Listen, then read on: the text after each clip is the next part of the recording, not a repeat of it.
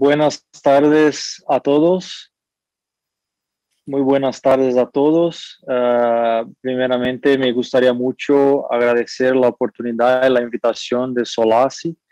Para nosotros es una reunión muy importante porque hace como un año empezamos con ese departamento dentro de Solasi con el objetivo común de mucha gente en LATAM de hacer research, de hacer publicaciones, y eso seguramente es muy importante para todos nosotros.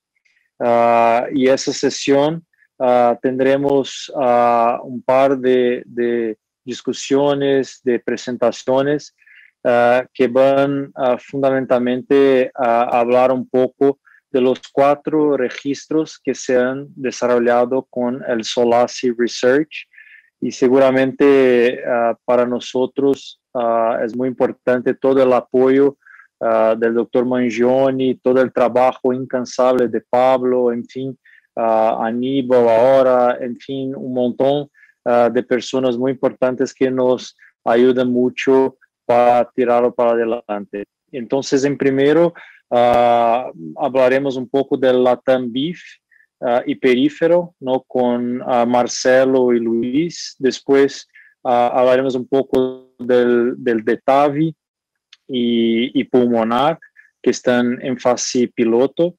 Y aparte de eso, en estos tiempos hemos podido desarrollar múltiples actividades educativas relacionadas, ¿no? a la investigación, y que han culminado recién publicado con unas guías clínicas de TAVI, con el apoyo muy importante de SIAC y otras sociedades que se va a presentar a Carla. Entonces, en función del tiempo, me gustaría mucho agradecer y pasar la palabra a Pablo, que va a empezar la sesión. Gracias, Enrique, y quería introducirlos a todos los presentes, en principio a los panelistas y luego a los speakers una vez que están asignados a sus charlas. Contamos con el doctor Alexandre Abisaid, que es el director de cardiología intervencionista del INCOR, expresidente de Solasi y sin dudas un ícono de investigación clínica en Latinoamérica. Contamos también con el doctor Omar Santaera, que es cardiólogo intervencionista, jefe del servicio de Sanatorio de las Lomas en San Isidro, tesorero de Solasi, también un gran amigo de todos nosotros, y expresidente de CASI también. El doctor Aníbal Damonte, también de Argentina, cardiólogo intervencionista, jefe del servicio de hemodinámica y cardiología intervencionista del ICR, Instituto Cardiovascular de Rosario, actual presidente de Solasi y expresidente de CASI también, así que felicitaciones. Contamos también con el doctor Gustavo Viñolo, que es cardiólogo intervencionista del Instituto Americano de Montevideo en Uruguay, y también ahora director de Jornada Solasi. También contamos con el doctor Lucio Padilla, que es no solamente el PI del registro del LATAM BIF, en conjunto con Solasi Research, sino también es vicedirector de cardiología intervencionista del ICVA, Instituto Cardiovascular de Buenos Aires, experto en angioplastia compleja y CTO.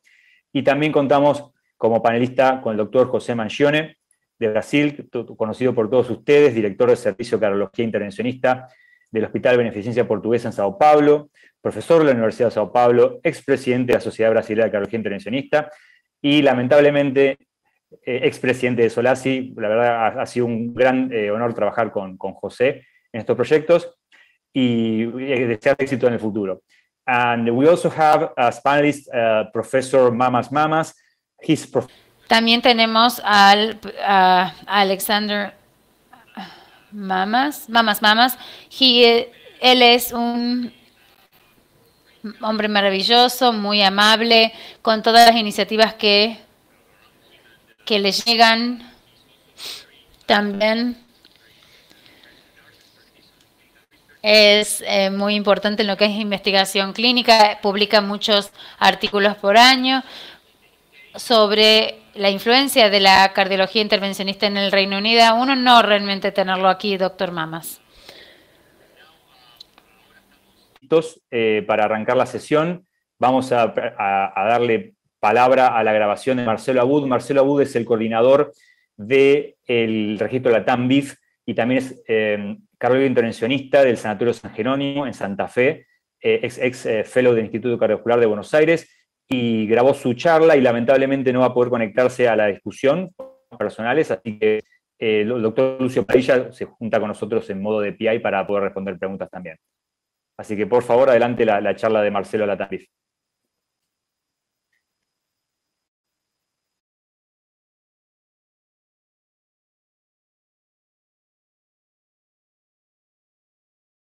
Y soy el coordinador general del registro LatamBIF. Les agradezco muchísimo la invitación a participar de esta sesión tan importante para comentar cuál es nuestra experiencia inicial con este registro.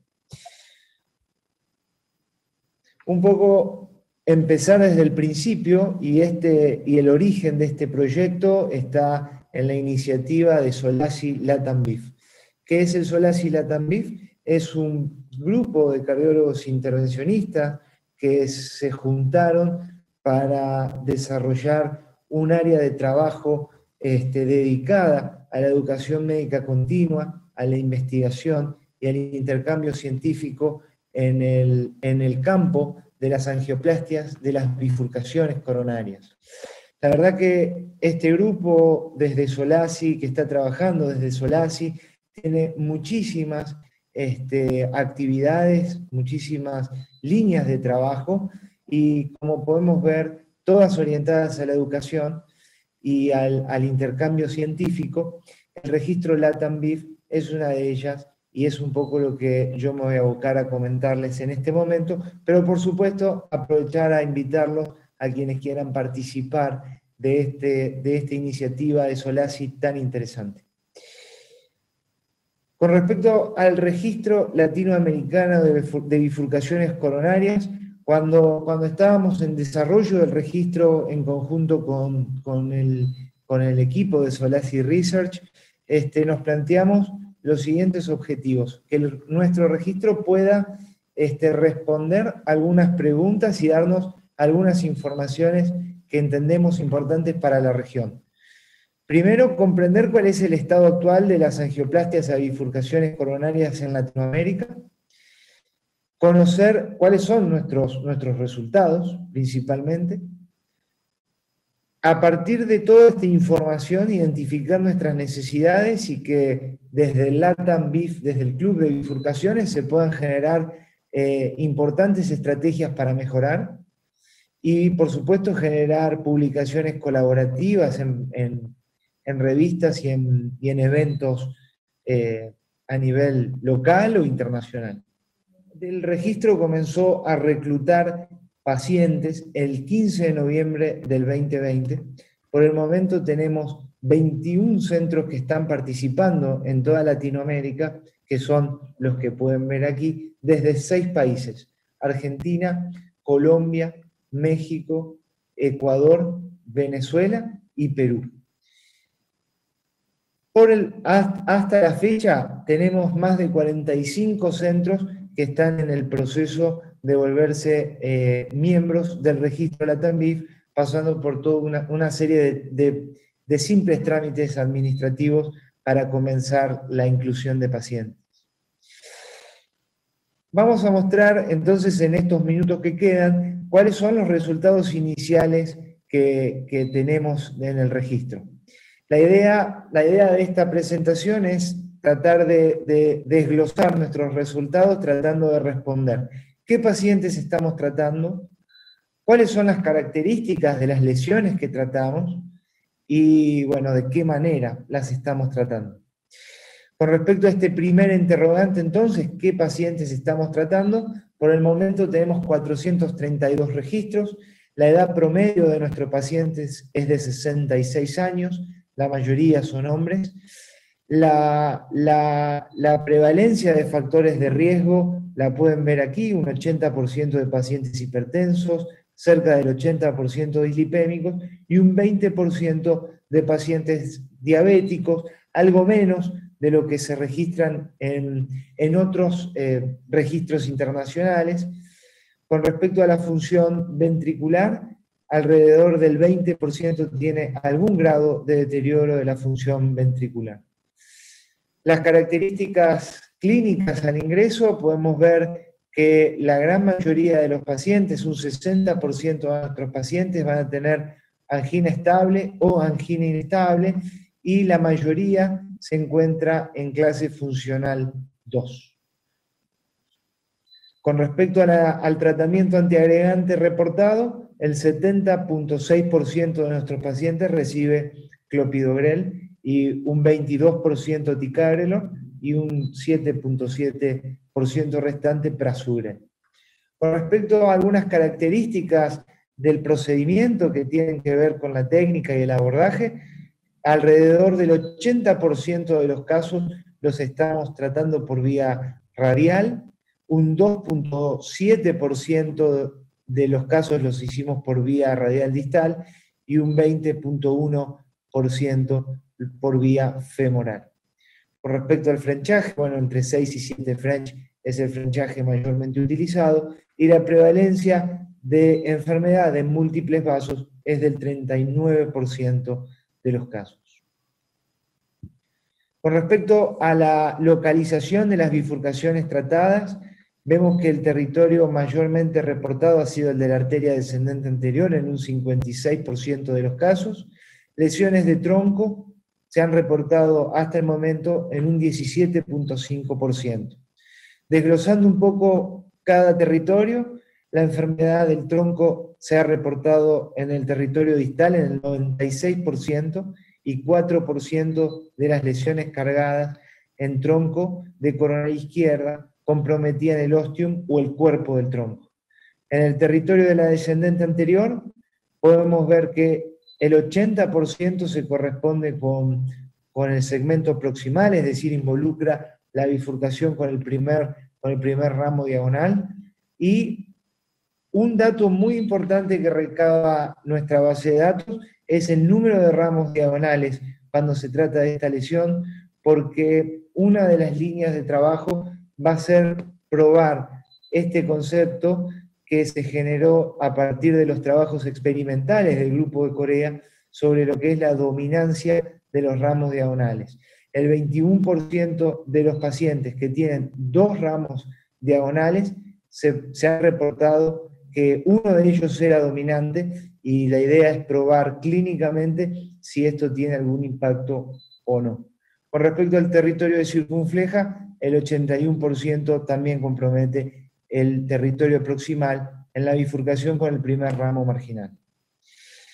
Con respecto a algunas características importantes de la lesión, vemos que según y de acuerdo a la clasificación de Medina, alrededor del 80% de los casos presentaban bifurcaciones verdaderas.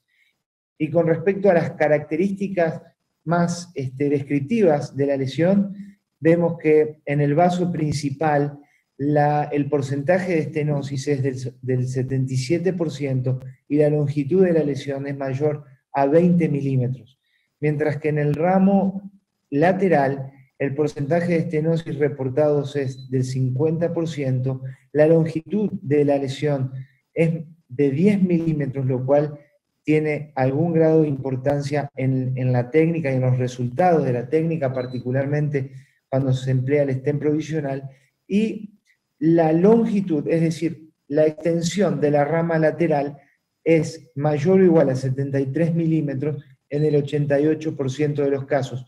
Otro concepto que en modelos experimentales demostró tener relevancia funcional, y nuestro registro nos da la posibilidad de testearlo clínicamente. ¿Cómo abordamos las lesiones en la región, según lo reportado en el registro LATAM-BIF? En principio, el 90% de los casos, la rama lateral es enhebrada para el tratamiento, y la preparación de la placa, en el vaso principal se realiza en el 91% de los casos. Se usan balones semicomplacientes y no complacientes en el 60% de los casos, y aterectomía rotacional se reportó en el 3% solamente. Todavía no se ha reportado en ningún caso con cutting o scoring balloon. Con respecto a la rama lateral, la preparación de la placa, otro concepto en discusión o o con algún grado de controversia cuando se habla del stent provisional. Esto ocurre en el 47% de los casos cuando se analiza el registro globalmente. Cuando se analizan únicamente las lesiones tratadas mediante stent provisional, la tasa de preparación de la placa de la rama lateral es del 32%. Con respecto a la estrategia inicial de abordaje, podemos ver que el 73% de los casos inicialmente se intentó abordar por la vía del stent provisional. Al respecto, el 88% pudo finalizar de acuerdo a la estrategia planteada inicialmente, es decir, con el implante de un único stent. Y cuando analizamos cómo se optimizó el stent provisional de acuerdo a los conceptos que actualmente están circulando y que han demostrado ser absolutamente importantes para el desarrollo de una buena técnica, vemos que el POT final en la técnica ocurre en el 73.5% de los casos. Como resta mencionar, en un 12% aproximadamente de los pacientes que se intentó un stent provisional inicialmente, finalmente se implantó un stent adicional en la rama lateral. Las razones por las que esto ocurrió, podemos ver en el 65% de los casos fue por desplazamiento de carina, en un 40% de los casos ocurrió por disección significativa de la rama lateral, en un 6% por oclusión de la misma y en un 70% por estenosis residual que decidió tratar el operador. La técnica que se utilizó mayormente fue el TAP para resolver esta situación. Cuando se escogió la técnica inicial de 2 stents, esto ocurrió en el 27% de los casos. Las técnicas mayormente reportadas fueron el TAP y el DK Crash. Finalmente, el uso de imagen intracoronaria con IBUS se reportó en el 9% de los casos, OCT en el 1.7% y FFR en el 1.7% también. Sin embargo, esto fue en el registro global, pero cuando nos movemos a la enfermedad del tronco, el IBUS se reportó en un 42% de los casos y OCT en un 4.1%. Con respecto a los eventos intrahospitalarios, hemos observado una tasa relativamente baja y aceptable y en comparación con otros registros, con un 1.1% de mortalidad y un 2.2% de trombosis intra-stent, que en ambos casos requirió revascularización de emergencia. Para finalizar y para cerrar esta charla, nuestro registro entonces es un registro prospectivo y que se encuentra abierto a la participación de todos los centros de Latinoamérica que gusten participar. La idea de este registro es que nos brinde información importante para identificar y determinar el estado actual de la angioplastia de bifurcaciones coronarias en Latinoamérica. Tiene una faceta muy interesante que nos va a permitir validar clínicamente algunos conceptos, como mencionábamos durante la presentación, la importancia clínica de ramas laterales con longitud mayor a 73 milímetros, la importancia clínica del concepto de dominancia diagonal, y evaluar esta clasificación propuesta para la enfermedad del tronco, que es la clasificación ABCD. Finalmente, pretendemos que el registro sea uno de los tantos medios posibles para trabajar colaborativamente con centros de Latinoamérica, entre centros de Latinoamérica y conjuntamente con sociedades que a nivel mundial lideran este tópico tan importante para la cardiología intervencionista. Si quisieran participar en el registro, lo que tienen que hacer es tan simple como enviar un email a esta dirección, latambeef@gmail.com, y se les va a enviar toda esta información que necesitamos para incorporarlos al registro. Y estas son nuestras redes sociales. Si tienen alguna duda o algún comentario, todo será bien recibido. Muchas gracias por la invitación nuevamente y les dejo un abrazo a todos. Bueno, gracias Marcelo, y agradecer públicamente todo tu esfuerzo que has logrado conjunto con Lucio, con Mónica Bus, para hacer correr el registro, los resultados preliminares, los iniciales del registro de LATAM BIF. Y si no hay preguntas por ahora, I would like to ask the first question. Sorry, José, go ahead. Me gustaría solo hacer un comentario al respecto. Primeramente, felicitar a todos los involucrados, a Marcelo, a Lucio Padilla, a todo el grupo de LATAM BIF y también a usted, Pablo, por el excelente trabajo que ha hecho en este registro. Y decir que este es lo primero registro que está siendo hecho junto con Solasi, con el soporte de Solasi. Entonces, es un registro muy importante que tiene un futuro muy favorable, porque vemos que tenemos 45 centros que tienen interés en integrar el LATAM BIF. Entonces, esto se puede transformar en un muy gran registro, muy importante para toda Latinoamérica. Un fato que me gustaría una palabra del doctor Lucio Padilla, el fato de la poca utilización de la imagen para guiar el procedimiento, pero los resultados son muy buenos cuando vamos a observar los resultados del registro. Entonces, me gustaría una palabra con relación a esto. Nosotros sabemos las limitaciones que existen en Latinoamérica, pero los resultados de los registros son muy buenos en términos de la tasa de éxito, de complicaciones, de todo. Entonces, me gustaría una palabrita del doctor Lucio Padilla sobre esto. ¿Cómo le va, José? Muchas gracias a todos. Bueno, la baja tasa de utilización de iBus es una realidad en Latinoamérica y básicamente está ligada a un problema económico, no está ligada a un problema de que uno no lo quiere utilizar. Si uno ve el global es de 9% y cuando vamos a tronco es de entre un 42 y un 46%. Y los resultados son resultados iniciales. Esto lo vamos a ver qué pasa a largo plazo, cuál es la tasa de TLR, de TBR, de estentrombosis, pero creo que el objetivo y lo que uno quiere indicar como utilización de iBus es en angioplastia de tronco, el 100% de los casos uno quisiera utilizar el iBus porque modifica en forma significativa no solamente el tratamiento final, sino la preparación de la angioplastia para hacer algo simple de algo complejo. Me gustaría preguntarle al doctor Mamas qué es lo que él ve a nivel mundial en cuanto a al porcentaje de utilización en la vida real, no en los registros de los grandes centros que utilizan más el iBus, sino en la vida real. Yo tampoco creo que sea el 100%. Doctor Mamas, can you tell us, if you hear me, yes. ¿Cuál es el porcentaje de uso de IBUS y OCT en tratamientos de tronco?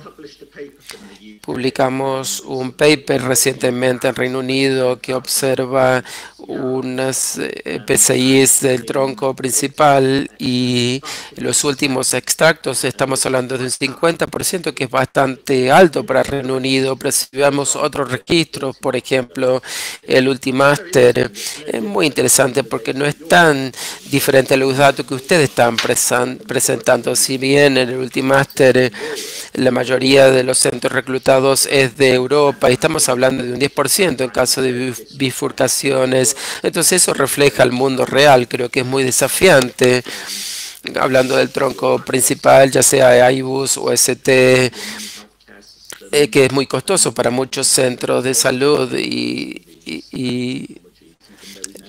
si bien representa mejores resultados.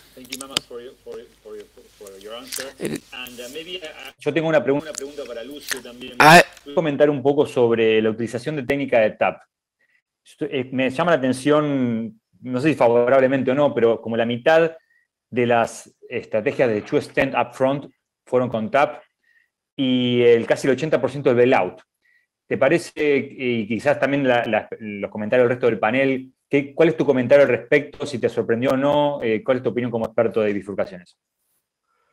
Sí, la verdad es que lo que estamos viendo es que cuando utilizamos dos stents, el 25% se está utilizando el TAP el otro 25% se está utilizando decay crash, y si uno va al tronco, también sucede lo mismo. Vamos a visualizar, y esto se da en el 17% de las angioplastias que se han realizado hasta el momento en cuanto al tronco, básicamente, y en general, y en todas las angioplastias en general también sucede lo mismo. Pero es muy interesante también la última maniobra, también más del 70% terminan con POT. O sea que estamos tratando de aprender y seguir viendo cuál es la mejor estrategia para finalizar, o la última maniobra utilizada para optimizar el tratamiento final de una bifurcación compleja y verdadera. Yo no sé qué es lo que el doctor Mamas o los otros expertos en bifurcaciones ven sobre este tipo de técnicas y cuáles consideran que deberían ser las mejores técnicas a utilizar en lesiones de tronco y con la izquierda específicamente. Si alguien quiere comentar sobre este aspecto, bienvenido a abrir el micrófono y hablar. Yes. Okay, go ahead. I mean, I think so. Publicamos en el registro Ultimaster, específicamente hablan del kissing balloon, especialmente, y queda claro que POT, perdón, pero hay problemas en la conexión, y dentro de los registros las imagenologías con intravasculares son importantes. Entonces, POT, imágenes intravasculares, y también similar al caso de ustedes, que es una cuestión financiera. Perdón, pero hubo problemas en la conexión. Aníbal, ¿quisieras hacer algún comentario?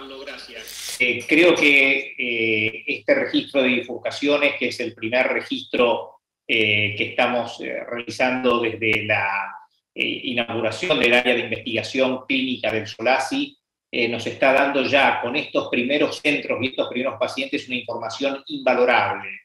Por ejemplo, estaba viendo en la tasa de crossover en la estrategia provisional, donde el 12% de pacientes aproximadamente requirieron pasar una estrategia de doble stent, a diferencia de otras regiones del mundo, por ejemplo de Europa, culot se usó muy poco, y la técnica más frecuentemente utilizada fue el TAP, como se demostró.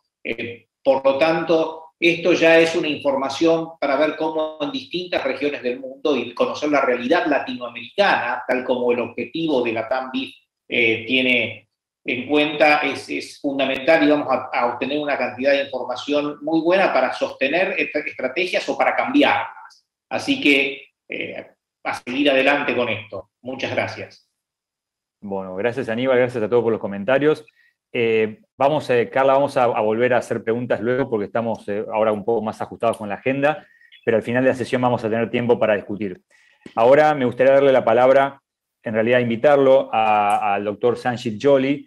Sanjit Johli is Professor of Interventional Cardiology at Hamilton Health Sciences and McMaster University. Profesor de la Universidad de McMaster.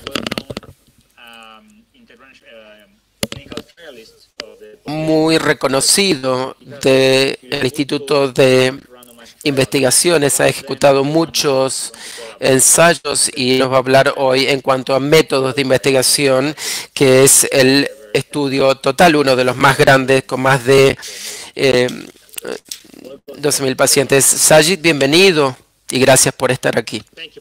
Muchas gracias, Pablo, es un honor estar aquí. Está de vacaciones, entonces vamos a acelerar un poquito la sesión. Entonces vamos a mostrar la presentación de Sanjit. Perdón, cambian. Ahora si podríamos poner el video de la presentación del doctor Johli.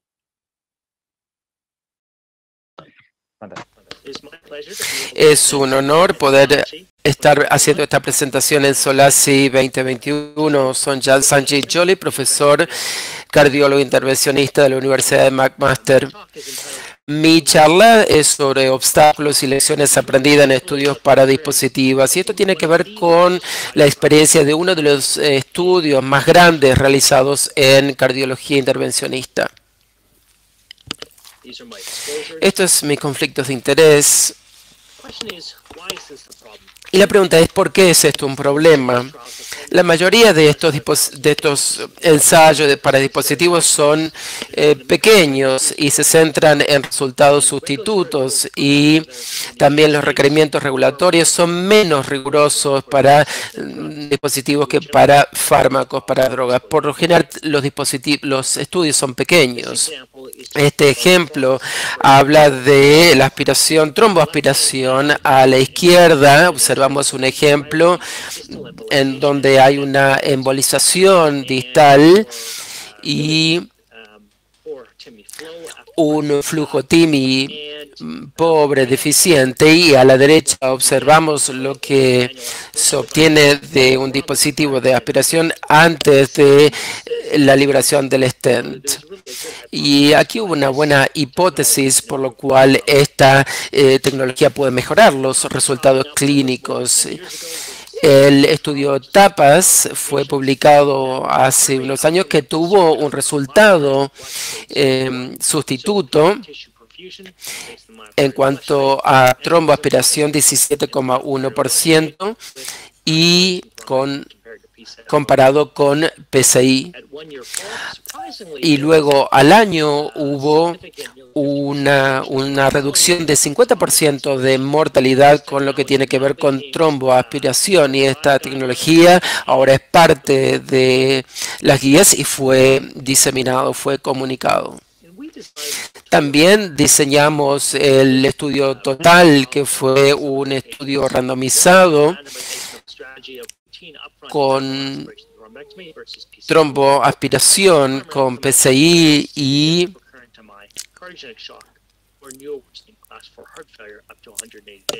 el resultado primario.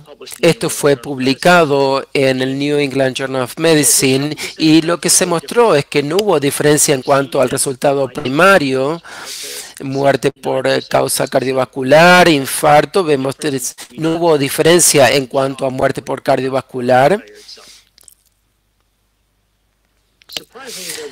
Pero hubo más del doble de riesgo de stroke dentro de 30 días, 33% y 16% respectivamente.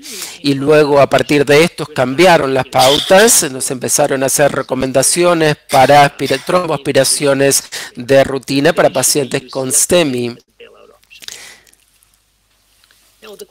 Ahora la pregunta es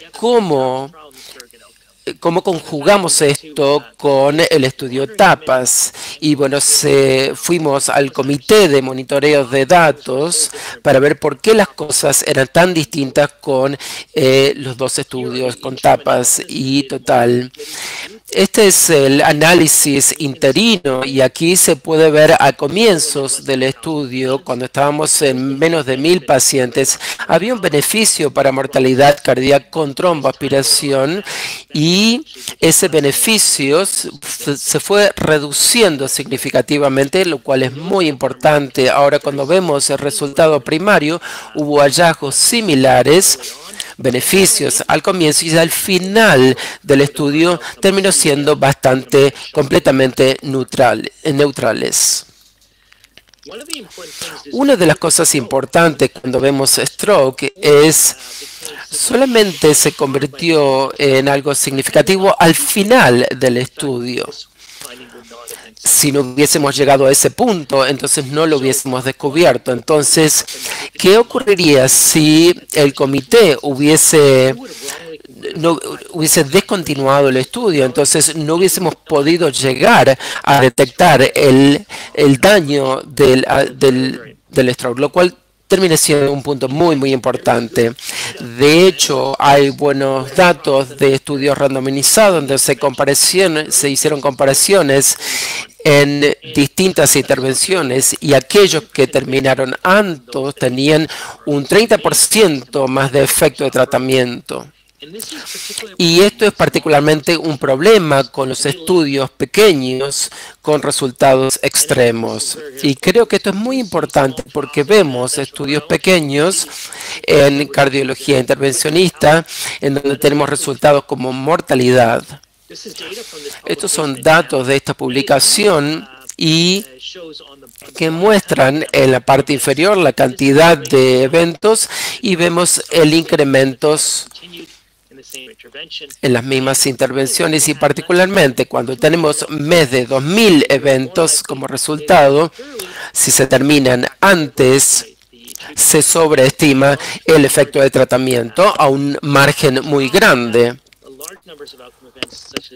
Y aquellos ensayos que tienen más de 500 resultados, si se comienza antes, es menos susceptible. Entonces, creo que lo clave es que necesitamos estudios más grandes y si tenemos eventos de 500 eventos, entonces vamos a estar en una zona. Entonces, resumiendo, los estudios pequeños y los análisis interinos son proclives a hallazgos fortuitos y necesitamos estudios de dispositivos grandes y necesitamos estudios aleatorizados y necesitamos involucrar a todas las entidades regulatorias y clínicas para concretar esto. Muchísimas gracias.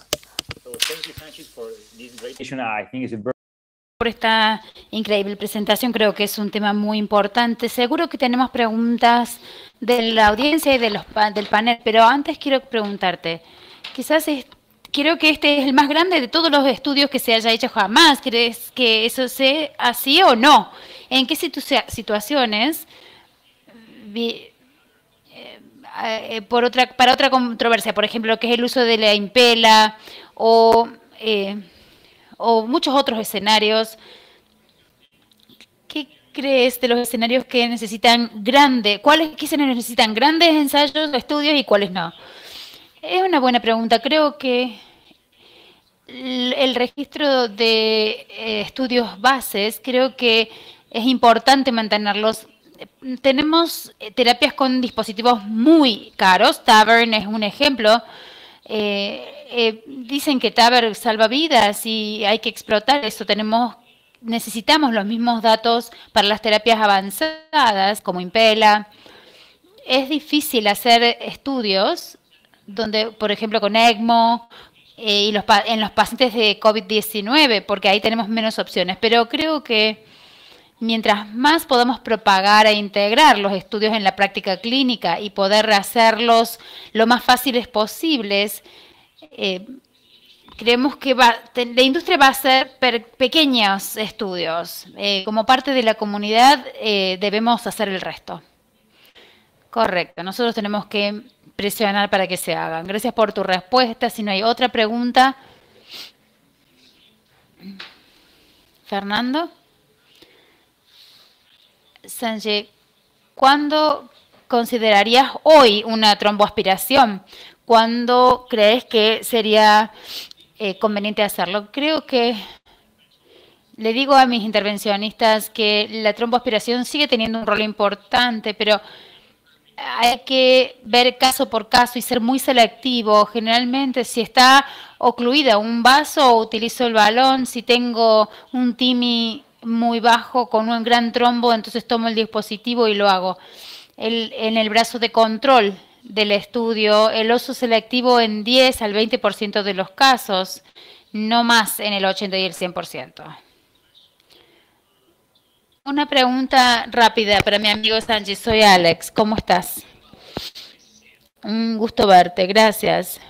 Sabes, tengo dificultades a la hora de diseñar estudios para lo que es placas en lesiones no culposas y hablar de la fisiología para ese tipo de lesiones. Entonces, ¿cuál sería tu consejo para diseñar ensayos o estudios para placa vulnerable? En primer lugar, tenés que tener resultados, poblaciones en las que tenés suficientes eventos como resultado para poder elegir la población. Quizás la población STEMI, no STEMI, cuando ves OCT en esos vasos, principalmente para mostrar los beneficios en cuanto al tratamiento de esas placas vulnerables con una población estable OCT. Creo que realmente necesitamos buenas bases, registros grandes de OCT para ayudar a las guías potencialmente para algunos de los diseños de este tipo de estudios. Con OCT tenés que saber realmente a dónde vas a intervenir y dónde no vas a intervenir. Bien, Sanjit, si no hay más preguntas, estás ya en tu lugar de vacaciones, así es que anda y disfruta tu tiempo libre en tus vacaciones. Y públicamente lo que aprendí de vos es que lo difícil que es hacer de manera adecuada un estudio tan grande, hay mucha responsabilidad, especialmente si querés demostrar que hay un cambiador del juego, ¿no? Y varias sinergias a futuro. Sos un muy buen ejemplo a seguir y a un gran nivel de responsabilidad y dedicación en lo que es la investigación intervencionista. Todo lo mejor para todos. Adiós. A Sanjit con nosotros y ahora pasamos a la próxima sesión, que es el doctor Luis Virgen, que es coordinador a cargo del doctor Luis Virgen, que es coordinador y copia del registro de LATAM Peripheral o SOLACI Peripheral. Él es presidente de la Sociedad de Cardiología de Jalisco y también presidente del Instituto Virgen de Guadalajara en Jalisco, México también. Así que Luis Virgen, por favor, bienvenido a la sesión y vamos a escuchar tu presentación.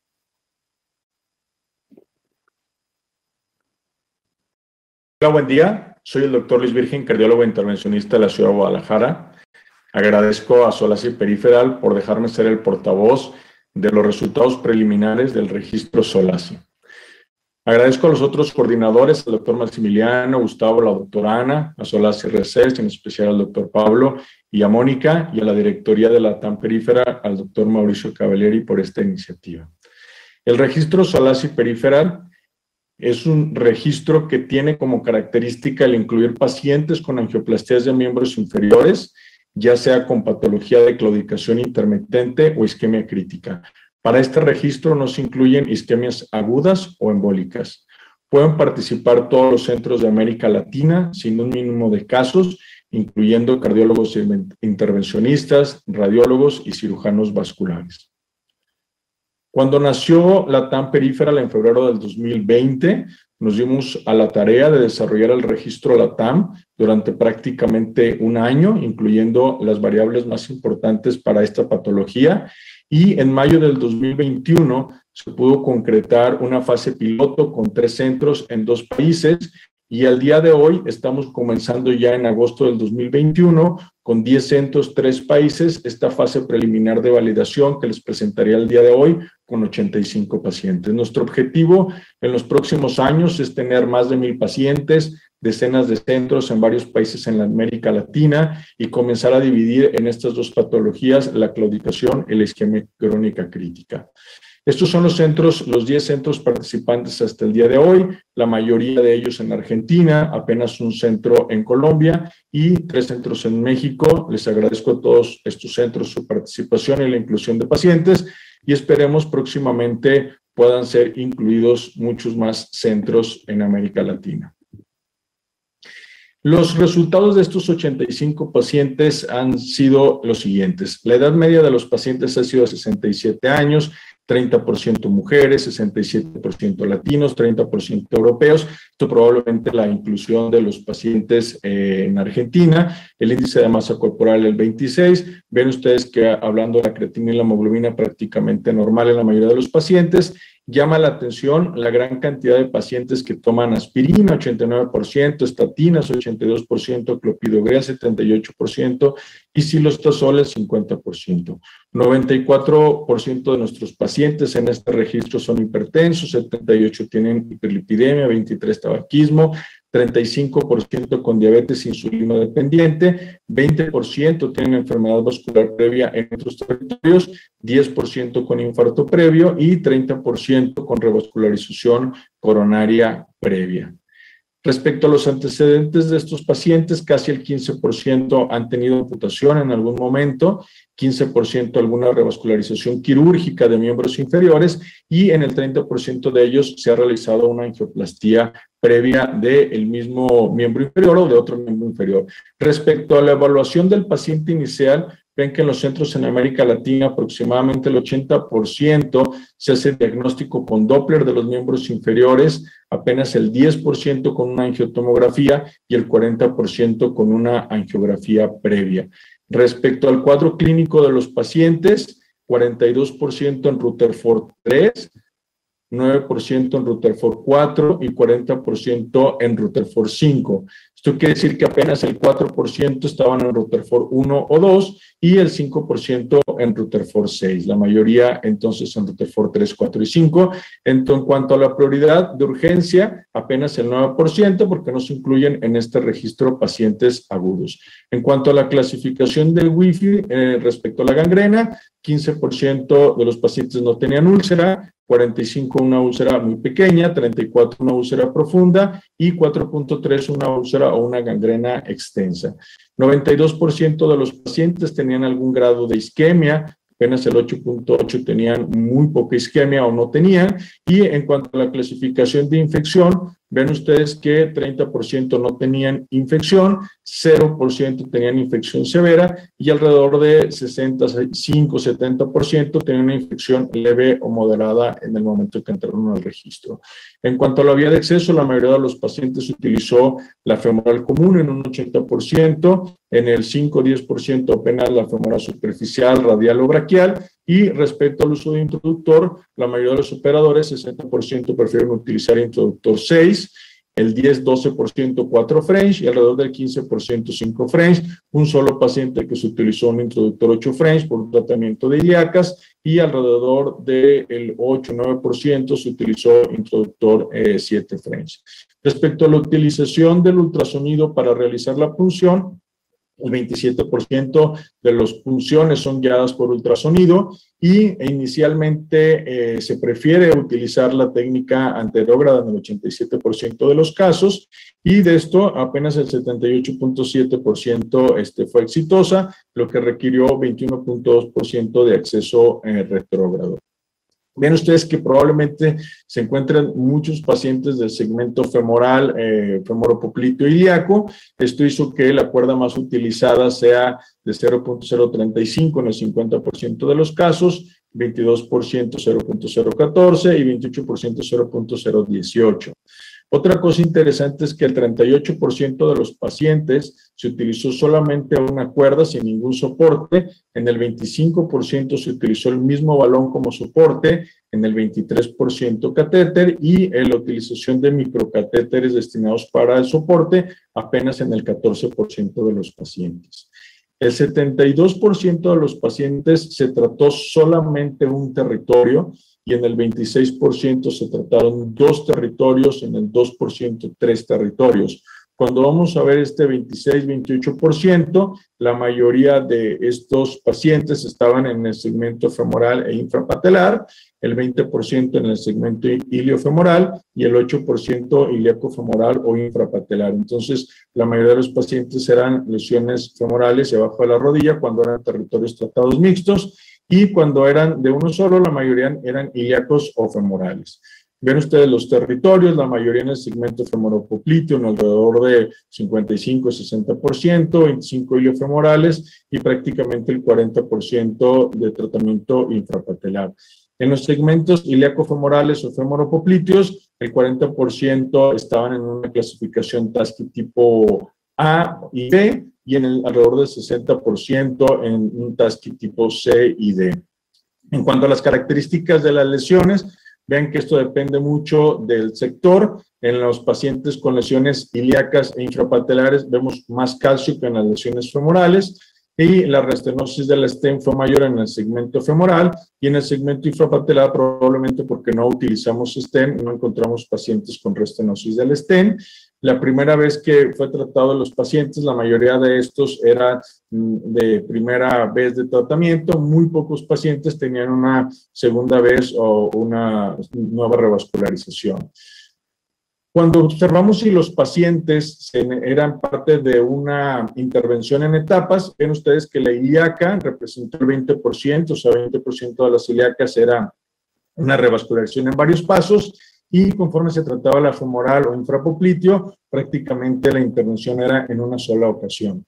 En cuanto al material que se utilizó, ustedes pueden observar que en el segmento ilíaco-femoral menos balones, más stents, en el segmento femoropopliteo algo más de balones con una tendencia mayor a utilizar balón medicado, y en el segmento infrapopliteo pues principalmente en más del 90% de los casos solamente balón, y se utilizó en el segmento infrapatelar o infrapopliteo apenas el stent como un método de bailout. Entonces la mayoría de lo que sabemos en la literatura lo estamos observando también en este registro, con prácticamente 98-99% de éxito durante este procedimiento. ¿Qué otros datos nosotros recolectamos en el momento del análisis? Eventos intrahospitalarios mayores, el seguimiento, anatomía, preangioplastía, longitud y diámetros, cuáles son los materiales y las marcas de stent y los balones con medicamento que utilizamos, la aterectomía, el tiempo del procedimiento, la radiación y el medicamento que los pacientes utilizan. Entonces, realmente es un proyecto muy ambicioso. Esperemos los próximos años tener resultados ya no preliminares, sino con mucho más pacientes, y para esto necesitamos de la participación de la mayoría de los centros en América Latina. Si existe algún interés, por favor, contáctenos. Nos gustaría que todos pudieran participar. Hay que enviar un email a research@solaci.org para poder participar de este estudio. Les agradezco muchísimo su atención. Gracias, Luis, y felicitaciones por la presentación y la participación del registro, así como también Maximiliano Rossi, Gustavo Pedernera y Ana Mollón como coordinadores, y el doctor Cavalieri coordinando lo que es Solaci Peripheral. Y es un registro que está creciendo, y yo tengo muchas expectativas de crecimiento y de mucha información que falta en Latinoamérica. Me gustaría preguntarle al doctor Omar Santadera, que tiene mucha expertise en angioplastia periférica, ¿qué opina el 50% de bailout stenting en el territorio femoral, sobre todo lo que es femoral superficial? Si está alineado con su práctica o el resto de los reportes, y luego el comentario de Luis, ¿qué opina de ese hallazgo en el registro? Sí, Omar, por favor. Sí, yo había notado que me hubiese gustado saber, no sé si lo dijiste, Luis, qué grado de obstrucciones completas tenían en la femoral superficial, porque eso está directamente relacionado al bailout, a stent. Probablemente cuando uno hace una recanalización de una lesión de más de 80 milímetros de largo, vamos a tener disecciones, entradas y reentradas, y muy probablemente, aunque tengamos buen flujo distal, nos tentemos de colocar stents. Hoy hay stents autoexpansibles de muy larga longitud, o sea que no necesitamos sumar stents como era en alguna otra época. Entonces, es importante saber, especialmente en el territorio femoral o femoropopliteo, si en el registro hay muchas oclusiones totales. ¿Por qué? Porque la recanalización casi siempre, en nuestra experiencia, va seguida de colocación de stent.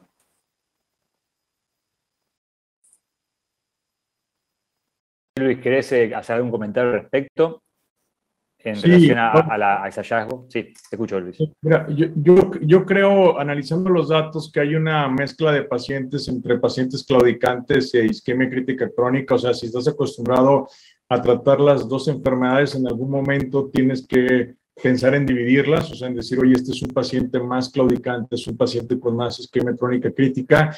Normalmente lo que los estudios nos han enseñado es que en el segmento femoral, si nosotros pensáramos en lesiones de aproximadamente 15 o 20 centímetros, alrededor de una cuarta parte de estos pacientes van a terminar en un stent, a final de cuentas como bailout. Si nosotros utilizamos, por ejemplo, balón medicado, hoy sería una estrategia muy parecida en ese sector, pero coincido que cuando son lesiones más largas, la posibilidad de terminar en stent probablemente sea un poco mayor, ¿no? Yo creo que poco a poco estos datos tendremos que irlos analizando mejor. Sí, totalmente. De hecho, yo iba a mencionar eso, que no tenemos reportado ahora, porque eso es totalmente preliminar y no tengo reportado y analizado la cantidad de oclusiones por anatomía, pero eso definitivamente es un factor que vamos a tener en cuenta, Omar, al momento de publicar análisis relacionados a ese aspecto en particular. Y largo también, largo de la obstrucción. Se está colectando ambas cosas, el largo de la obstrucción, el largo de los stents y la localización de la anatomía, si es anatomía severa, oclusión total, está discriminado. Así que gracias, Omar. Lucio, veo que estás con la mano levantada. Yo quería preguntarle a Luis y a Omar y al resto del panel si ellos han analizado específicamente no solamente la oclusión total, sino el grupo diabéticos o no diabéticos, y también algo que yo vi en Cleveland Clinic fue la insuflación prolongada de balón, 2 minutos, 5 minutos, 10 minutos, y la tasa de TLR y TBR era similar. Entonces, lo que me gustaría saber básicamente es pacientes diabéticos versus no diabéticos, insuflaciones con balón versus insuflación con balón con droga. ¿Hay alguna diferencia? ¿Se puede haber sabido algo hasta ahora o qué piensan de esto? Luis, por favor. Sí, el tema hoy en relación a los pacientes diabéticos, realmente son muy pocos pacientes para analizarlo. Sin embargo, si se fijan, prácticamente son 60% de los pacientes diabéticos, 30% insulino dependientes, un poco así. Entonces, es una casuística muy alta de pacientes diabéticos. Creo que al final de cuentas es parte de la enfermedad propia periférica que vemos. Y si separáramos al segmento infrapopliteo, probablemente todavía sería mayor. Creo que estos datos los vamos a tener y analizar muy bien. Curiosamente, respecto a la insuflación, es un aspecto que habíamos platicado Pablo y yo. El problema en periférico es que es tantos segmentos, tantas variables, que parece broma, pero de verdad tardamos casi un año en ver qué variables quedaban y qué variables no. Era todos los días estar pensando cuáles sí, porque si no se hace una base de datos gigantesca. Y el día de hoy, la insuflación prolongada se basa en un estudio que no llega a 100 pacientes. Entonces, es una rutina en la mayoría de los centros, pero es algo que queremos comenzar a analizar en el tiempo de la insuflación, si realmente tiene un pronóstico o no, sobre todo para terminar en stent. O sea, si yo comienzo y causo una disección, la posibilidad de que yo termine en stent en teoría podría ser mayor.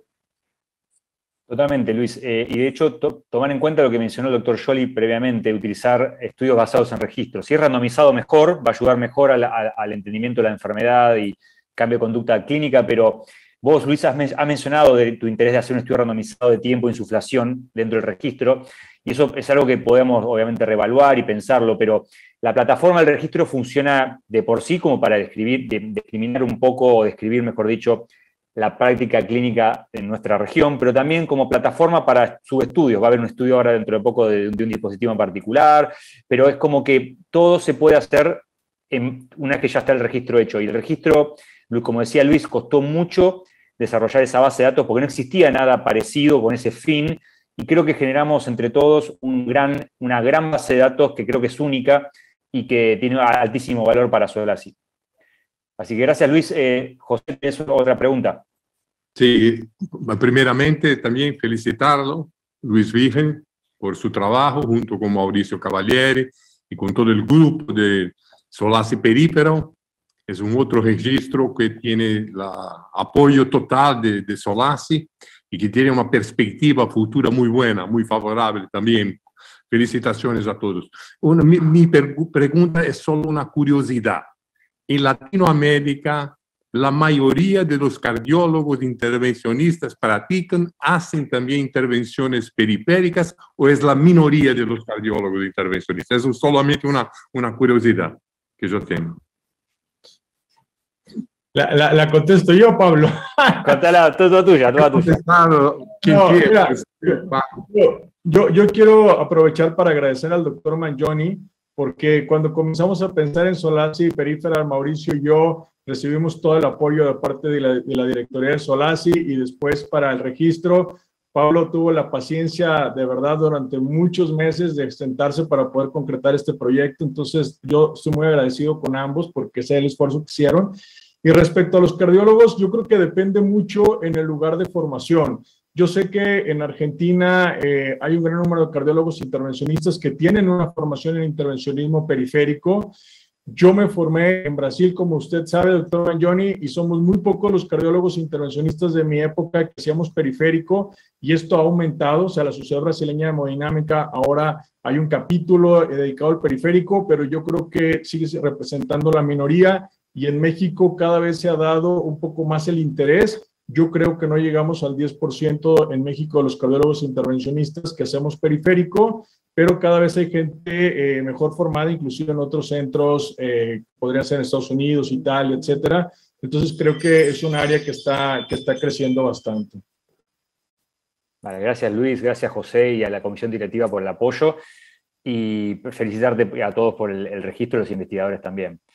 Lucio, veo que trae la mano levantada, pero vamos a dejarla para el final porque tenemos que continuar.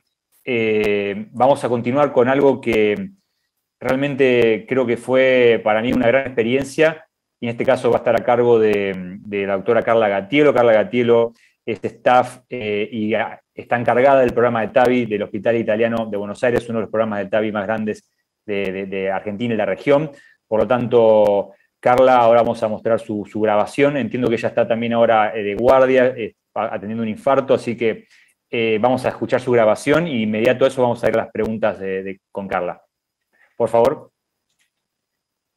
Bueno, buenas tardes, mi nombre es Carla Gattielo, soy integrante de este grupo que logró hacer la primer guía SOLACI-SIAC de TAVI versus cirugía en pacientes con estenosis aórtica severa en Latinoamérica usando la técnica GRADE. Pueden ver, hay un extenso número de expertos en esta guía, cual han tenido diferentes roles. Para saber un poco el background, sabemos que el TAVI tiene un alto crecimiento, aún en América Latina, a pesar de que es un insumo de alto costo. Usualmente no hay guías en la región, nosotros nos basamos generalmente en las guías americanas y en la europea. Hay recomendaciones realmente un poco pobres dentro de la región, por eso creíamos que el nicho era necesario para América Latina. El gol de esta guía fue tener información de alta calidad, muy transparente, que ayude a los médicos y a los financiadores a poder evaluar el uso de TAVI versus cirugía en América Latina. Para este documento se usó la técnica de GRADE y básicamente se hizo un grupo con diferentes roles. Un grupo fue el que escribió, otros fueron los metodólogos, otros fueron los revisores y un grupo de expertos. Acá pueden ver el panel de diferentes países y diferentes especialidades, así como el grupo de metodólogos, los que hicieron la revisión sistemática para estas guías.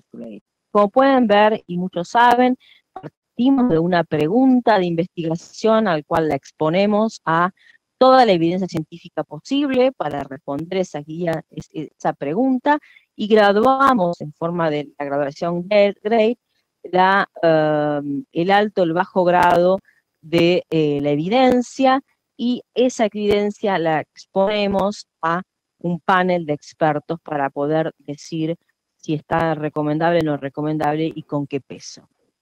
Nuestra pregunta de investigación fue pacientes mayores de 75 años, y fue algo que nos pusimos de acuerdo todos en 75 años, ya que las otras guías partían de los 65, con estenosis aórtica severa que fueran pasibles de un implante valvular percutáneo por vía femoral.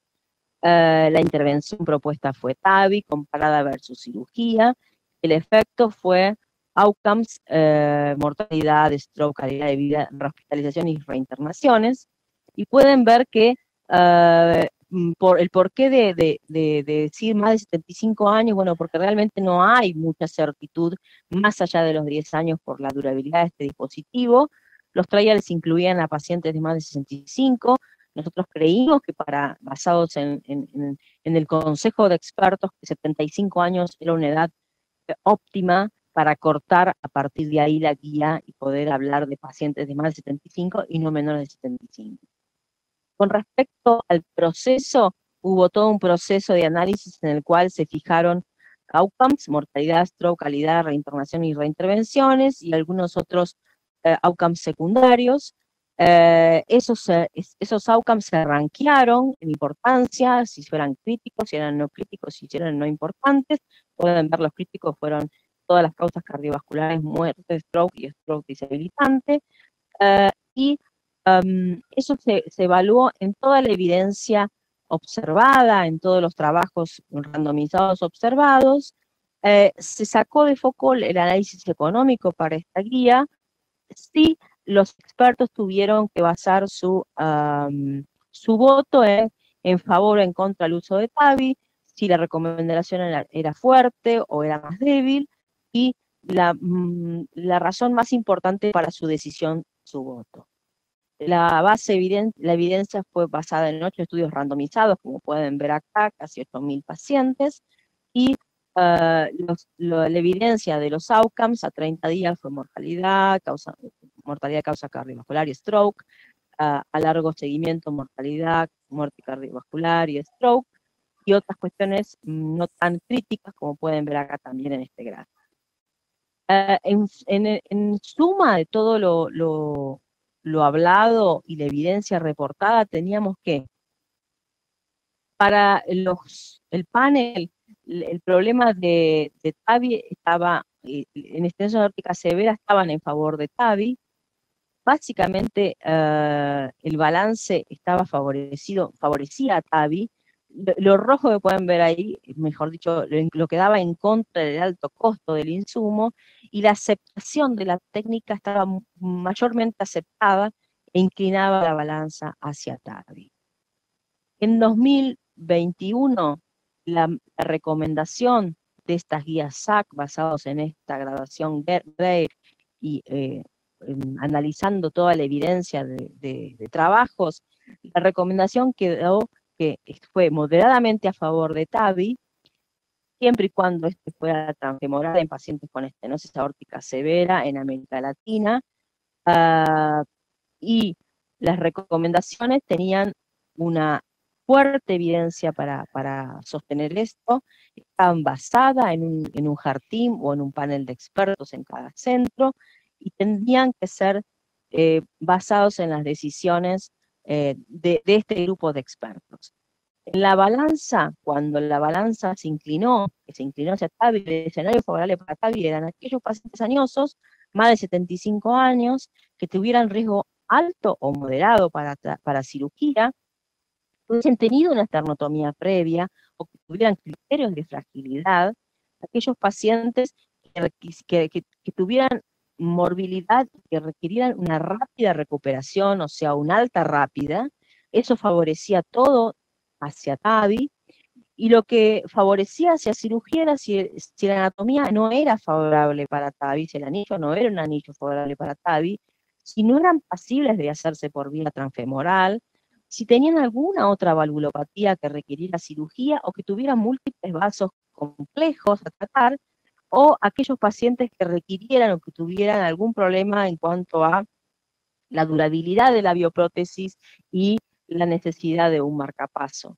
Por lo tanto, así podíamos dividir el escenario a favor de TAVI versus a favor de cirugía claramente.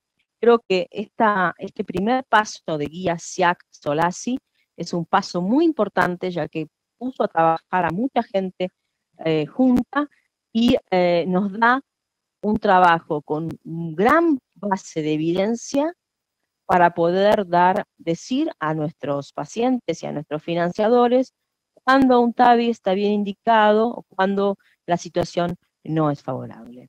Muchas gracias por su atención.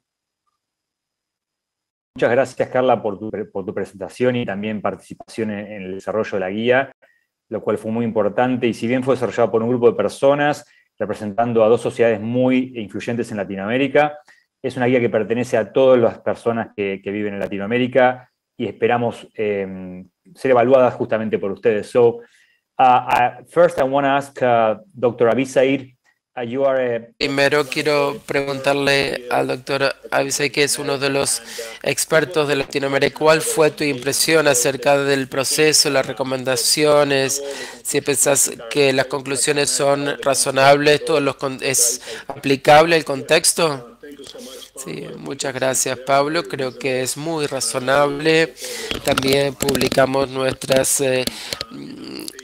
guías en Brasil, inclusive para pacientes con bajos riesgos mayores a 70 años, se considera ser plausible, viable y aplicable. Entonces creo que estamos actualizados, al menos en las guías brasileras, pero quisiera ver también un consenso latinoamericano también. Entonces refuerza como sociedad internacional, porque el problema, Pablo, es que la mayoría de nosotros en Latinoamérica, el problema es el reembolso. Entonces el nivel de evidencia y las guías nos ayudarían justamente a luchar con las autoridades gubernamentales en cuestiones de reembolso. Y tengo una pregunta a vos y al grupo y también a Mamas que está aquí, es sobre los regímenes antitrombóticos.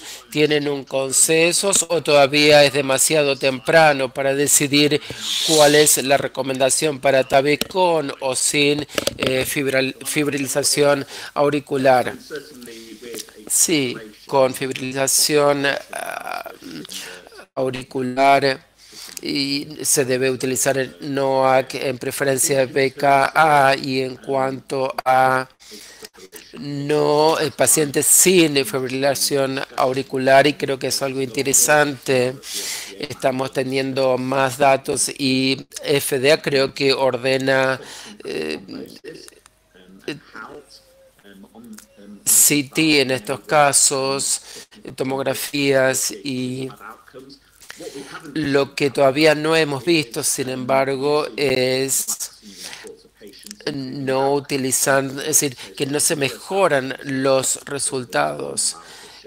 Solamente un ensayo lo ha aprobado. Entonces creo, en mi centro todavía no tendemos a utilizar una doble terapia antiplaquetaria y en pacientes con TAVR, pero creo que es un área que está evolucionando y necesitamos más datos también. Estoy Last question regarding durability. I think that very soon we're going to have enough. Pronto vamos a tener entre 15 datos de 15, 20 años sobre Sapiens, Evolud y Scorval, porque esas son las dos válvulas que se comenzaron a implantar en nuestros pacientes. Y mi pregunta a los expertos, y tal vez Mamas y Carla puedan ayudar, si piensan que cuando tenemos estos datos más sólidos a largo plazo con TAVR, y cuando digo TAVR me refiero a 20 años, estamos hablando de Sapiens y Evolud, ¿piensan que va a ser un efecto clase para las otras válvulas o para las nuevas válvulas? ¿Podemos extrapolar esos datos?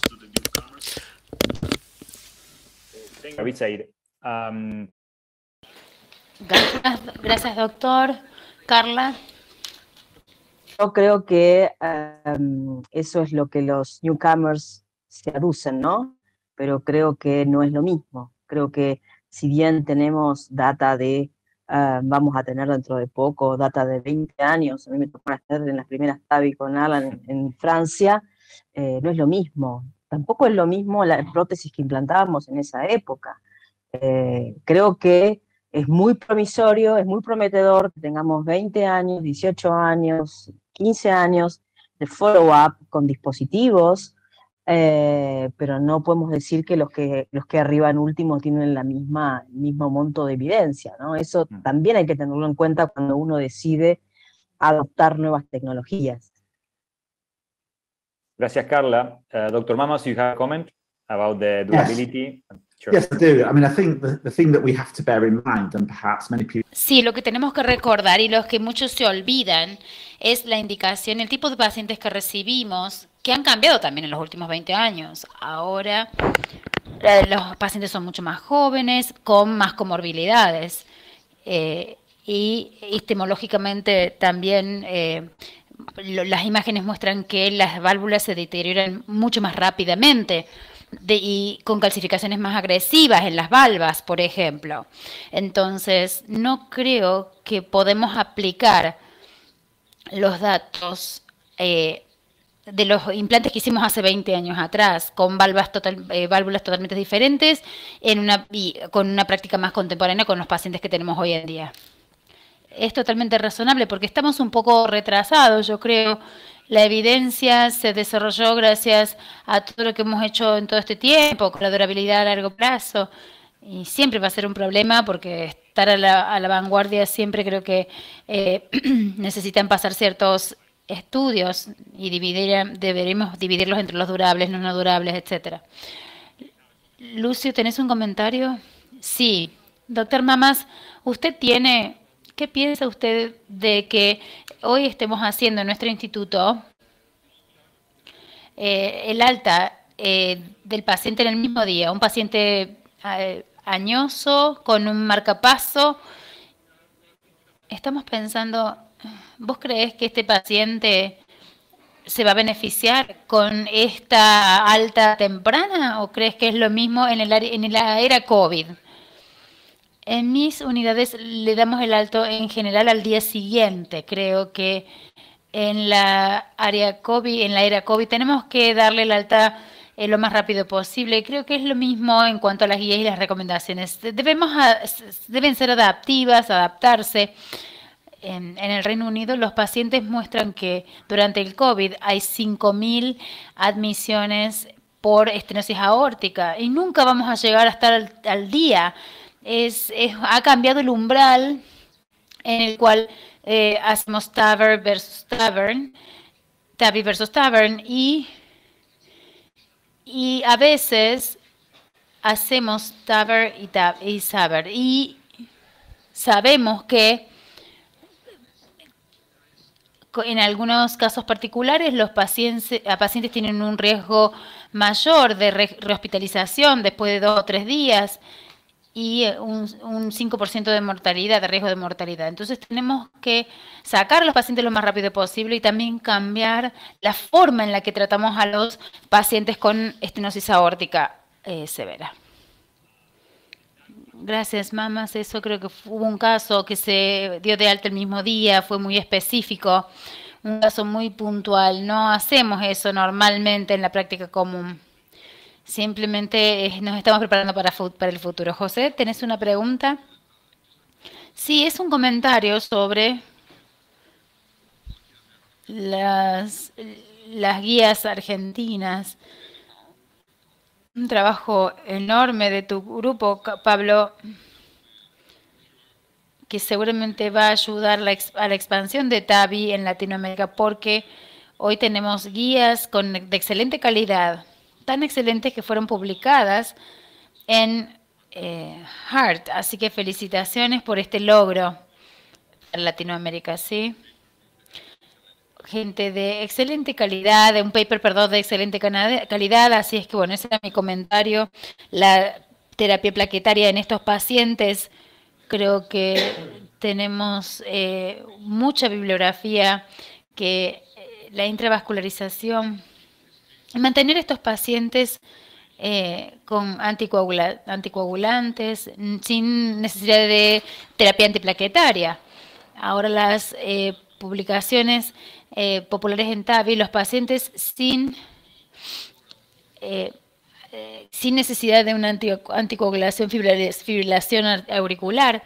En nuestra institución, nuestra experiencia nos dice, bueno, mantenemos a estos pacientes solo con aspirina, no más DAPT para estos pacientes, solo aspirina. Esa es nuestra experiencia. Y con respecto al abordaje minimalista, hay una tendencia en todo el mundo a presionar por el abordaje minimalista. Desde la consulta inicial,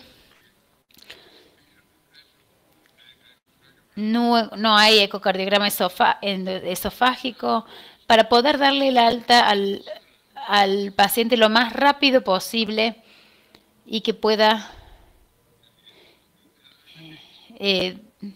descansar en los primeros días. En nuestra experiencia, darle el alta al paciente 48 horas después de un procedimiento complicado es lo ideal. Gracias. Quiero el apoyo de todos y todos formamos parte y la verdad que eso da mucha satisfacción. Gracias, José. Omar, antes de ir a tu pregunta, me gustaría preguntarle al doctor, porque tenía pensado preguntar al doctor Viñolo en Uruguay, ¿no?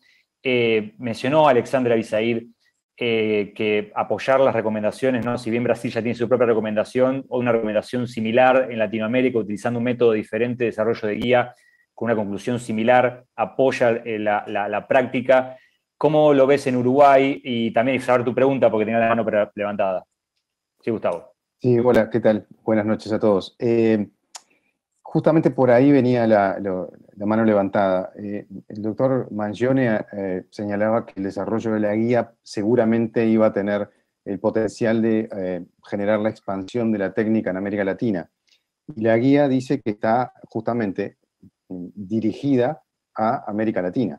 Entonces, una pregunta que yo les quisiera hacer a ustedes y que la dejo ahí pendiente y mientras les cuento qué pasa acá, es si existe alguna posibilidad metodológica, algún recurso metodológico para adaptar la conclusión o la fuerza de la evidencia que ustedes generaron para las diferentes realidades de Latinoamérica, porque son bien distintas.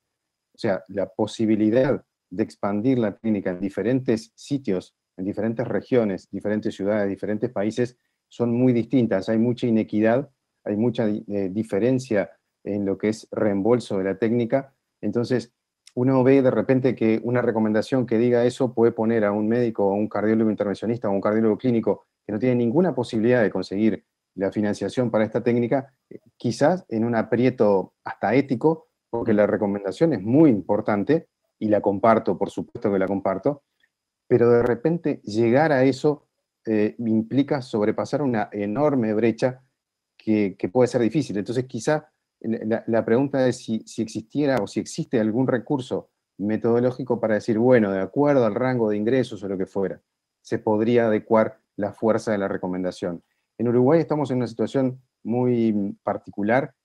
Tuvimos una curva muy lenta y aplanada en los primeros años de desarrollo de la técnica desde 2008 en adelante, que se vio acelerada, pero no porque exista un sistema de financiación en los últimos 5 años, sino porque se recurrió a lo que se conoce acá como recurso de amparo. El sistema de financiación se basa en un juicio que el paciente hace al Estado reclamando un derecho constitucional al tratamiento de su patología, y bueno, de acuerdo a la definición del Poder Judicial, entonces eso ha permitido la expansión, digamos, de la técnica en nuestro país. Recuerden que en Uruguay somos 3,5 millones de habitantes y en este momento quizá se esté por llegar a las 250 TAVIs en total, a lo largo desde el principio del procedimiento hasta ahora, con un número importante de TAVI en los últimos años. Diría que en los últimos 2 años ha habido un desarrollo exponencial de la técnica. Pero la pregunta específicamente era cómo adecuar la fuerza de la recomendación a la realidad de cada país, sabiendo de la heterogeneidad de recursos asistenciales en nuestro continente. Sí, Gustavo, tu pregunta es extremadamente importante. De hecho, la mayor preocupación del panel de guía de implementar la TAVI tiene que ver con el costo. De hecho, la recomendación GRADE es a favor o en contra de un tratamiento nuevo y la fuerza, en si es fuerte o débil. La razón principal de tener una recomendación débil en vez de fuerte fueron los costos. De hecho, entre el 50 y el 70% votó una recomendación fuerte a favor de TAVI, pero como no llegó al 80%, se consideró que no hubo consenso. Por lo tanto, y esa recomendación débil es lo que da ese margen de utilización de TAVI en algunos medios que lo pueden cubrir, otros que no. Hay método estadístico para hacerlo definitivamente. Análisis de económicos, que se calcula el ICER, que es el Incremental Cost Effectiveness Ratio, que UK, el NICE, calcula el ICER para todas sus intervenciones y pone un threshold, que sería el willingness to pay, que es cuánto cuesta incrementar un DALY, de Disability Adjusted Life Years, y se pone ese límite. Ese análisis en Latinoamérica es casi imposible de hacer. ¿Por qué? No solamente es diferente el sistema de salud y financiación entre los países o regiones, provincias, ciudades. En mi mismo centro de salud tengo pacientes con diferentes coberturas. Entonces, si yo no puedo generar un análisis económico donde tenga el costo claro,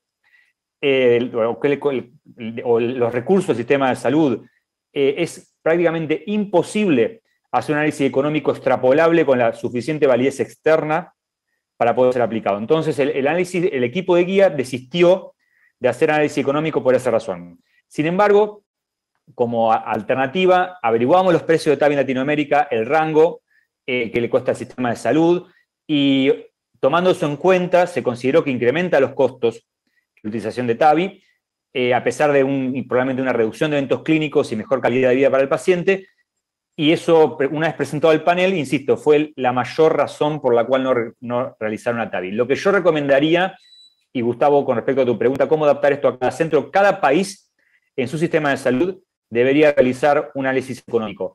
Y si no es a nivel país, porque el país utiliza diferentes sistemas de salud para sus pacientes, como en Argentina, que está público, privado, obras sociales y muchos otros, cada pagador debería hacer su propio análisis económico y decidir si gastar dinero en vacunar pacientes o hacer TAVI.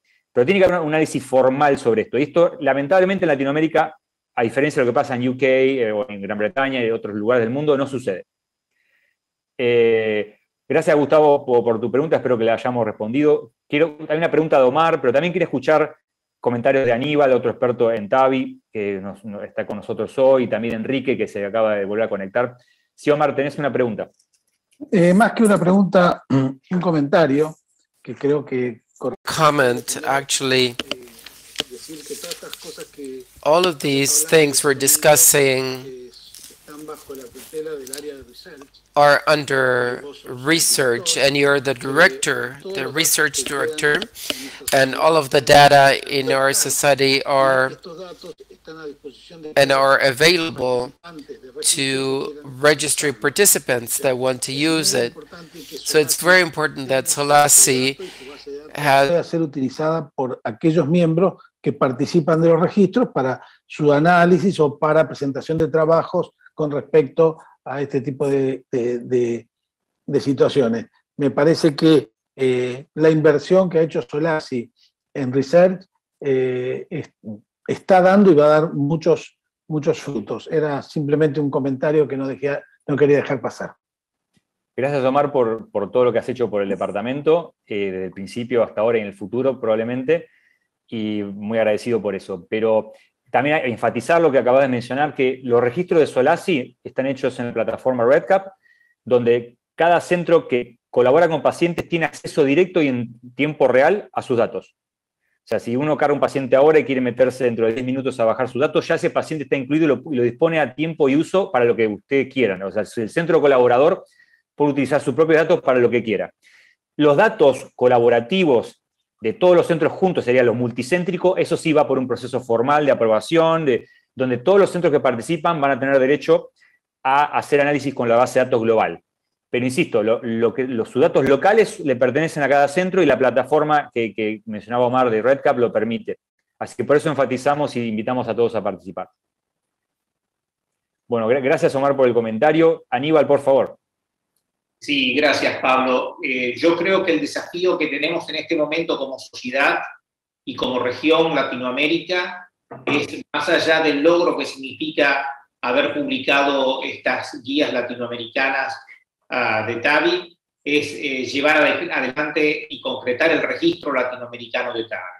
Hay países de la región que tienen sus propios registros que han sido muy exitosos, como el registro de la Sociedad Brasileña de Hemodinamia y Cardiología Intervencionista, pero creo que existe una necesidad de tener un registro latinoamericano y sé que ya el área de research está trabajando sobre esto, así que luego de las guías, el inicio del registro va a ser fundamental. Es el paso siguiente a mi criterio. Muchísimas gracias, Aníbal, por tus comentarios.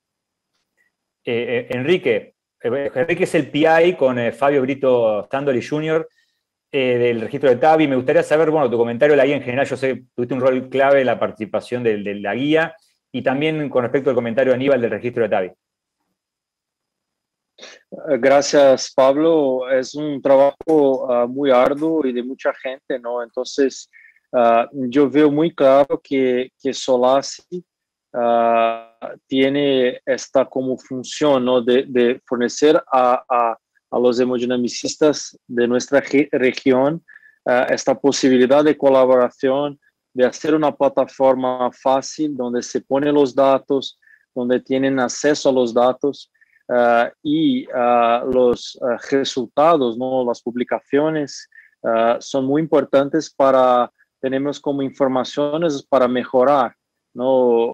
Cuáles son las causas de mortalidad, cuáles son los desafíos y buscar mejorar la calidad de la TAVI, enseñar a las personas en la TAM.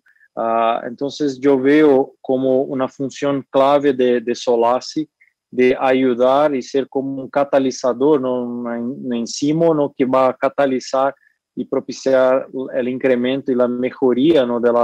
del procedimiento y que más personas, más pacientes pueden acceder a esta terapia y otras, ¿no?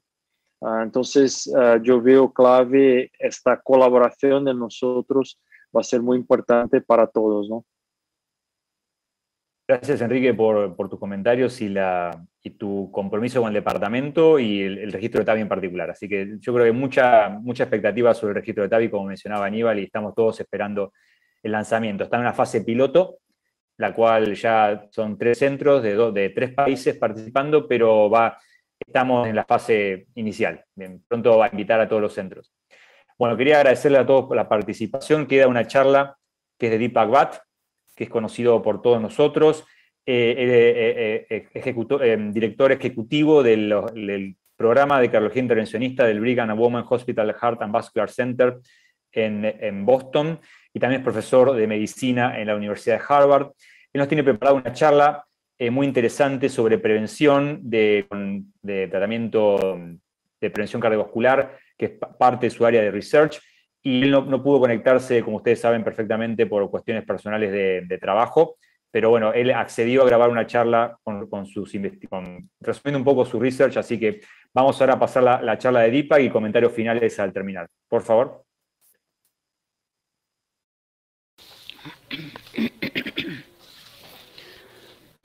Hola, soy el doctor Deepak de la Universidad de Harvard. Es un placer poder hablar con el equipo de SOLACI este año en el tema de lo que es el manejo lipídico post-PCI. Estos son mis conflictos de intereses, que incluye varios financiamientos para investigación en distintos estudios, trabajando con distintas drogas modificadoras de lípido, incluyendo las off-label.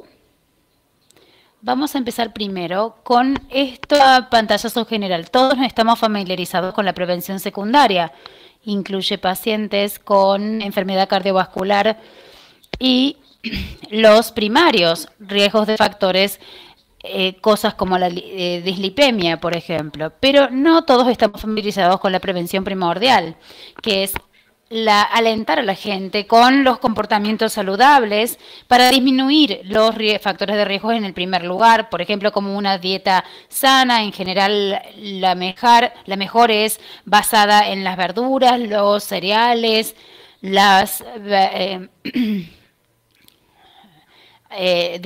bajos en calorías, dependiendo del tipo de paciente que tengamos. La actividad física todos los días es muy importante, y tener un peso corporal ideal, no fumar ni siquiera los cigarrillos electrónicos, y tener un ambiente saludable, sin mucha polución, sin mucha contaminación. Y los líderes de la salud deberían estar al tanto de estos cuidados primordiales para alentar las vidas saludables. Ahora voy a hablar qué pasa más allá de las modificaciones en el estilo de vida. Todos los que tienen PCI tienen contraindicaciones para Z. No voy a revisar esos datos porque ya todo el mundo cree en esto, porque lo estamos haciendo, pero vamos más allá de los factores de riesgo. Este estudio Improve It de mi amigo Chris Cannon mostró que los mecanismos no mediados por estatina tienen un colesterol malo más bajo, pero también mucho menores cantidades de eventos cardiovasculares mediante la reducción del colesterol malo. Entonces, el grado de la reducción de riesgos es moderado, pero creo que es seguro hablar sobre esto en la medicina genérica. También aquí vemos el estudio Fourier con una reducción en el colesterol malo. En este caso, una reducción mucho más grande, de 15 a 50%, es también la disminución de los eventos cardiovasculares. Y junto con este conjunto de datos de los resultados de Odyssey, también donde usaban alirocumab y como la reducción del colesterol malo con la terapia con estatina y aumentar la reducción más allá de lo que es las estatinas. Esto realmente muestra que ya sea ezetimiba, la reducción de las estatinas solo ayudan y lo que podemos hacer con la reducción de los riesgos cardiovasculares. Y la odisina era relevante para este público en particular con síndrome coronario agudo, donde se lo estabilizaba después de una enfermedad aterosclerótica. Muchos de ellos ya habían pasado por el PCI. Y también quizás porque había una población ADS, era el efecto de la tasa de mortalidad. Hay una tasa de mortalidad más baja en el uso de alirocumab y con la baja del colesterol malo, la reducción de muerte por todas las causas es aún mejor. Pensando siempre en la reducción de la mortalidad, este es un análisis post-hoc, pero aún así los resultados son válidos. Y tenemos este concepto de los años colesterol. Capaz que todos han oído de los años de atados de cigarrillos, la cantidad de atados de cigarrillo que fuma una persona en una cantidad de años. Bueno, acá hablamos lo mismo, pero para los años colesterol, por el riesgo que enfrenta un paciente que tiene un alto colesterol durante cuánto tiempo. Es una área debajo de la curva, es un fenómeno por debajo de la curva, con desde el colesterol que empieza al momento de nacer y a lo mejor a una temprana edad ya tiene mucho colesterol. Luego las personas que están en los 50, 60, 80 años, ahí empiezan a subir los niveles de colesterol malo, que fomentan la arteriosclerosis, en algunos casos son asintomáticos, y lo más importante en la gente que está en riesgo porque tiene un colesterol malo alto o un riesgo cardiovascular alto, o ambos, pueden tener una modificación que se estratifica con una farmacoterapia y con inhibidores PCI K9. Ahora voy a cambiar a los triglicéridos. Hay una cantidad de fármacos que se están evaluando para la reducción de los triglicéridos y lo más interesante es que los abordajes moleculares que abordan el RNA, el ácido ribonucleico, en un alto porcentaje. Si este abordaje molecular es seguro para reducir los triglicéridos, puede ser una forma efectiva de reducir el riesgo y no es simplemente el colesterol malo, sino también los triglicéridos a partir de las proteínas. Y una forma de reducirlo es a través de los ácidos grasos omega 3. No tengo tiempo para describir todas las diferencias entre los ácidos grasos omega 3, pero hay muchas diferencias y la que tiene los mejores datos, no solo la reducción de triglicéridos, pero los riesgos cardiovasculares, es el del medio, EPA, que fue estudiado en el estudio JELIS, en las venas intravasculares en un grupo de pacientes japoneses, el grupo control versus el grupo EPA, con beneficios que fueron consistentes tanto en la prevención primaria como secundaria.